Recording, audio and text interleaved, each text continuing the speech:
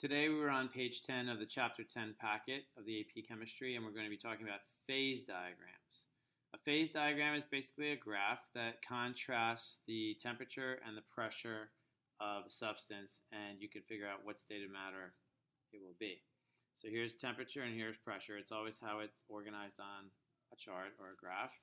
And if you were to think about this, it'll make sense what states of matter are going to exist at which parts.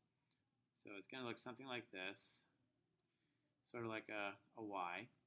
And let's think about the states of matter. There's three states of matter. There's solid, liquid, gas, and they each occupy one of these three sections. So if you think about solids want to have very cold temperatures so you could freeze things.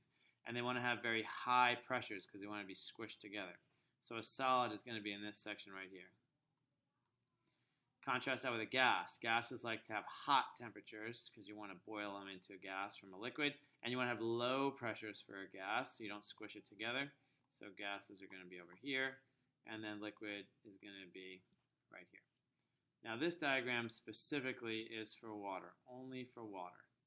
We'll talk about why that is very soon. Okay, let's talk about the different processes that happen. So if you turn a liquid to a gas, you know that's called boiling. And if you turn a gas back into a liquid, that's called condensation or condensing. If you turn a solid into a liquid, that's called melting. If you turn a liquid into a solid, that's called freezing. If you turn a solid to a gas, that's called sublimation. And the opposite of turning a gas back into the solid is called deposition. There's some vocabulary words for you. And then we have some important points on this graph. This is called the triple point. This is the temperature and pressure at which you will have gas, liquid, and solid all at equilibrium, all at the same time, which is pretty interesting. So you would have ice, steam, and water all together at the same time. All right, now this is called the critical point. It's actually the last point on that graph portion. And the critical point, beyond this point, you can only be a gas. You cannot be a liquid at all. Even if you compress it as much as possible, it's not going to turn into a liquid. So beyond the critical point, it's always going to be gas. Like at temperatures higher and pressures higher, it's always going to be a gas. Now we also learned that we have vapor pressures, and so this part of the graph right here, this part of the curve right here would be the vapor pressure of the substance. Okay, you could also call these boiling points. These are all boiling points. So these are the temperatures at which the liquid would boil at these pressures because the vapor pressure matches the atmospheric pressure when it boils. So this part of the curve actually kind of looks like this curve. Remember when we graphed vapor pressure and temperature?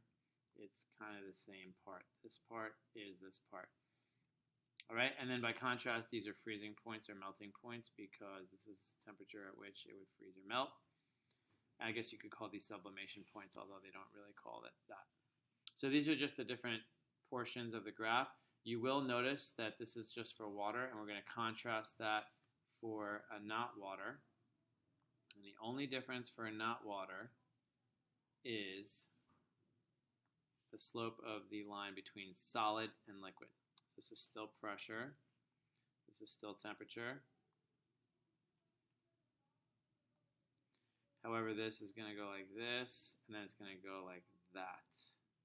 So you see the slope is sloping as a positive slope, where the other one is a negative slope. So positive slope means it's not water.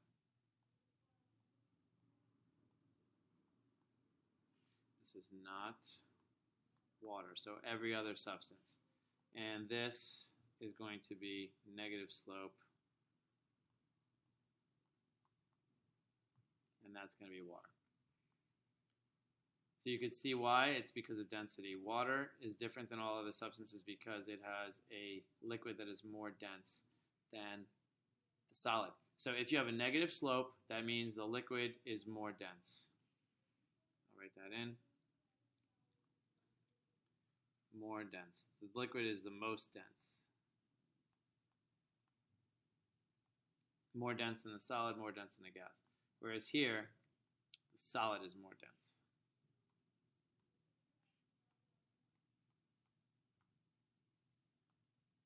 This is still liquid. This is still gas. And this is still going to have all the same points that the other one has. It still has a triple point, still has a critical point. All the processes are still called the same thing, so I'm not going to rewrite all those. But this also has the same thing.